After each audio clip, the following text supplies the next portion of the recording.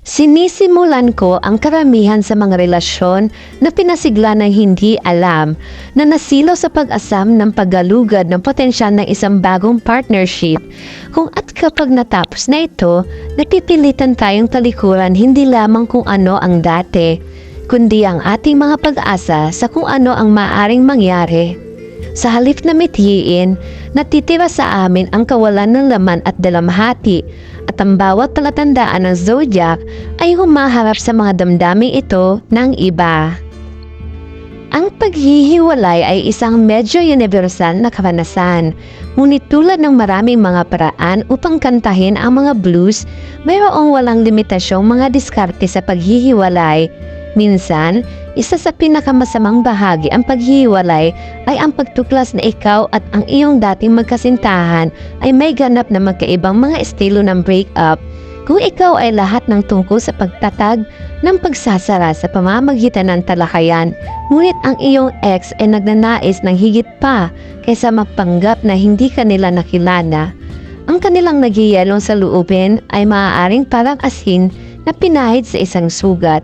Di lang kahalili, kung ikaw ang uri na mabilis na mag-rebound habang tinatanggap ng iyong dating kapareha ang kabaklaan, maaari kang magkaroon ng ilang hindi kasiyasiyang komprontasyon. Sa kabutihang palad, ang mga turo ng astrolohiya ay nag-aalok ng walang limitasyong pananaw sa mga breakup.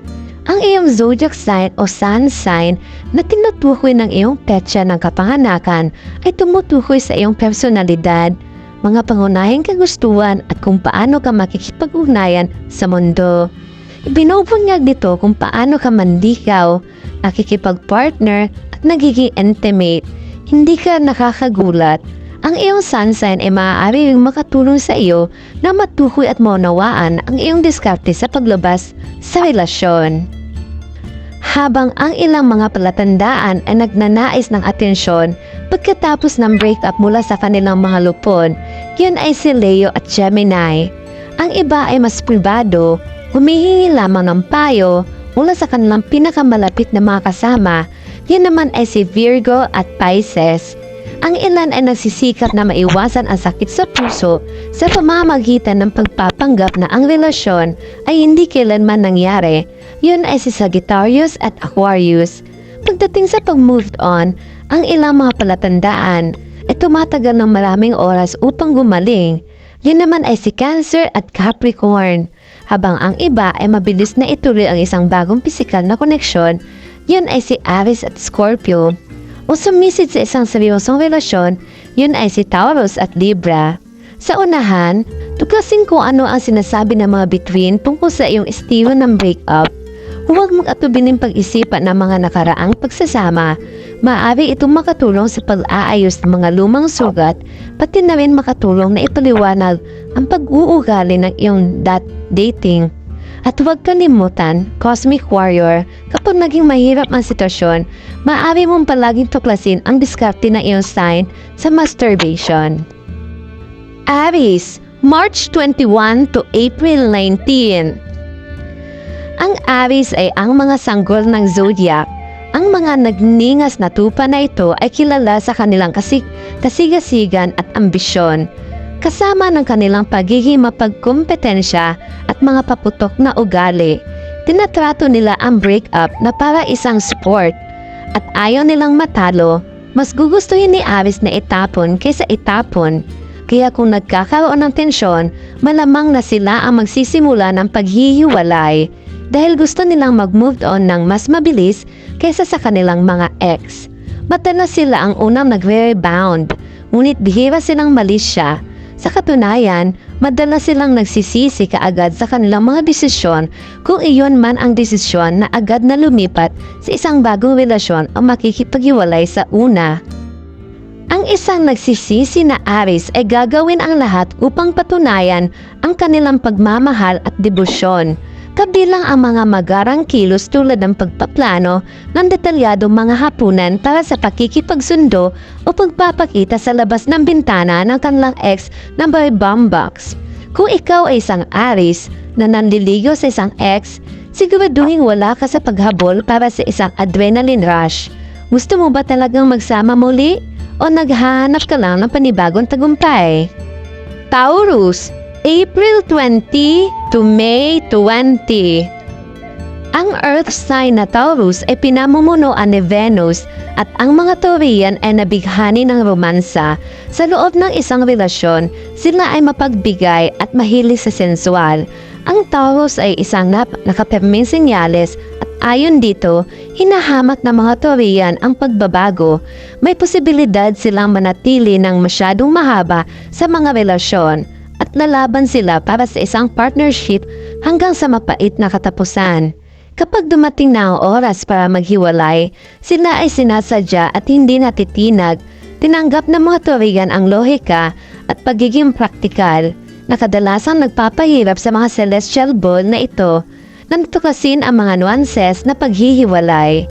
Ang isang Taurus breakup ay napaka-black and white at ang Taurus X ay magiliw ngunit matigas ang ulo, walang puwang para sa kompromiso. Kapag nakagawa na ng desisyon, higit pa rito, ang impyerno ay walang galit tulad ng isang Taurus na hinahamak. Loyalty is everything to a Taurus, kaya kung ang manliligaw ni Taurus ay matutunayang hindi tapat, ang breakup ay hindi bubuo ng katigasan ng ulo lamang. Ito ay udyok din ng galit. Babalaan ang iba pang mga palatandaan. Kapag nakakita ng pula ang celestial balls na ito, pinakamahusay na lumayo, malayo sa kanilang landas. Gemini, May 21 to June 20. Ang Gemini ay sinasagisag ng kambal at ang air sign na ito ay tinukoy ng intrinsic duality nito. Mayroong hindi bababa sa dalawang panig sa bawat Gemini at sa panahon ng paghihiwalay, tiyak na ipapakita nila ang buong hanay ng kanilang mga personalidad. Ang pagpapahayag ay ang lahat para sa mapagmahal na Gemini at sa gayon, ang kanilang mga pakikipagsosyo ay pinalakas ng komunikasyon. Sa kabilang banda, madaling sabihin kapag tapos na sila sa isang relasyon. Nagdidilim na lang sila, bagamat mahusay ang Gemini sa pagmulto. Ang kanilang pagkawalang gawa ay hindi masama. Ayaw nila sa paghaharap. Sa napakabihirang pagkakataon na ang celestial twins na ito ay nagsimula ng isang breakup, kilala rin silang gumamit ng matalinong mental at emotional na mga taktika upang tila ang paghiwalay ay talagang gusto ka ng kanilang partner. Isang klasikong Gemini move. Bilang mga social butterflies ng zodiac, bumabawi ang Gemini sa pamamagitan ng pagkukwento, pag-edit ng kanilang breakup drama sa mga malungkot at nakakatuwang kwento upang ibahagi sa mga inumin. Bagamat ang ilan ay maaring lagyan ng label ang pag-uugaling ito na halikan at sabihin, ang isang Gemini ay tinatawag itong pagpapagaling.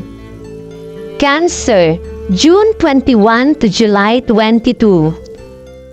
Ang mga Cancer ay sinasagisag ng alimango at ayon dito, ginagamit ng mga palatandaang ito ng tubig ang kanilang matigas na shell upang protektahan ang kanilang mga sensitibong interior.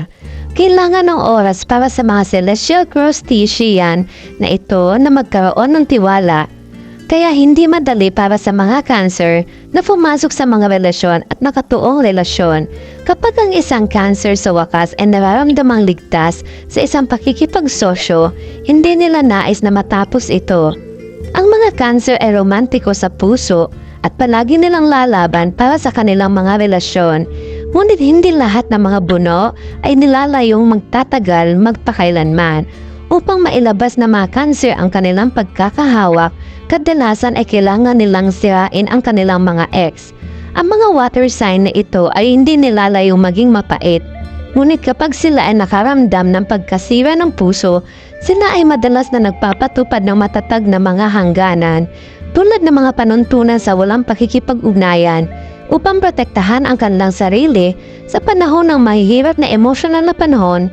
Pinahahalagahan ng mga sensitibo nilalang na ito ang suporta ng kanilang mga kaibigan na maaaring mag-alaga ng mga heartbroken na Cancer na may mga pagpapahayag ng walang kondisyon na pagmamahal. Leo, July 23 to August 22.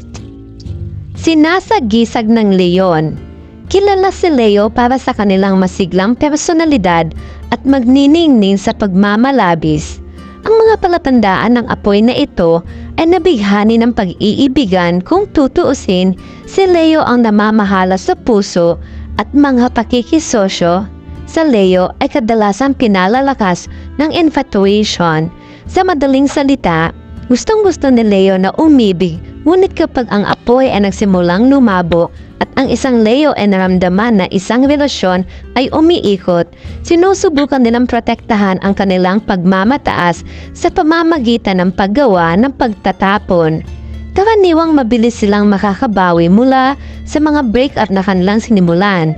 Kapag ang isang Leo ay itinapon, gayunpaman ito ay isang ganap na naiibang kwento. Ang unang reaksyon ni Leo sa isang hindi inaasahang paghihiwalay ay kadalasang kumpletong pagkabigla na maaaring mawalan ng interes ang isang tao sa kanila na sinusundan ng mapanguwasak na dalamhati. Sa panahon ng paghihiwalay, nararamdaman ni Leo na parang nalabhan ang kanilang araw. Ito ay isang ganap na nakakasakit sa puso na karanasan at ang mga Leo na ito ay hindi natatakot na ipakita ang kanilang pagdurusa. Bagamat maaaring isipin ng ibang mga senyales na sobrang dramatiko ang pag-uugali ng isang nagdadalamhating Leo. Kilala ko ang isang Leo na nagsuot ng itim na belo sa loob ng 10 araw pagkatapos ng kanyang paghihiwalay.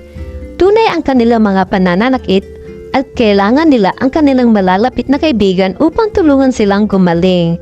Ngunit sa kabila ng kung gaano kababa ang kanilang espiritu, ang mga Leo na ito ay mga nababanat na nilalang na palaging makakahanap ng kanilang daan pabalik sa liwanag. Virgo, August 23 to September 22. Pinamumunuan ni Mercury, ang planeta ng komunikasyon. Ang Virgo ang pinaka-analytical sign ng zodiac. Ang kakayahan ng Virgos na iproseso ang mga minute ay ginagawang mga palatandaan ng daigdig na ito ang mga hindi kapanipaniwalang manunulat, orator at editor. Ngunit pati na rin ang mga matibay na perfectionist. Ang kanilang mga relasyon ay banalas na hinihimok na romantikismo at paniniwala sa paniniwala ng isang ideal na pagsasama. Ngunit walang laban ang walang kasalanan at ang hindi makatotohanan ng mga iniisahan ng Virgos ay maaaring tuluyang matunaw sa pagkabalisa at pagdududa. Sa oras na mawala ang pag-asa, madalas na naganap na tinitinan ng mga Virgos ang kanilang mga relasyon, mayroon man o hindi nagpapaalam sa kanilang mga kapareha. Dahil mas gusto nilang iwasan ang salungatan, ang mga earth sign na ito ay madalas na nagtatangkang umalis ng walang mahirap na talakayan. Kapag ang isang pag-uusap ay hindi maiiwasan, ang mga Virgos ay labis na humingi ng tawad at mabilis na maibsan ang pag-igting sa pamamagitan ng pag-ako ng buo at kumpletong responsibilidad na nagpapahayag ng ilang pagkakaiba ng hindi ikaw, ako ito. Kapag ang isang breakup ay nagulat sa isang Virgo, sa kabilang banda, ang mga palatandaang ito sa lupa ay hinihirapang bitawan. Maaaring mong palaging makita ang isang itinapon na Virgo sa pamamagitan ng kanilang maingat na binuo na mga argumento na nadedetalye kung bakit at paano naging perpekto sa siyensya ang kanilang dating relasyon. Dapat tandaan ng mga Virgos na ang kanilang mga romantikong desisyon ay dapat ipaalam sa katotohanan ng isang pakikipagsosyo, hindi sa potensyal nito.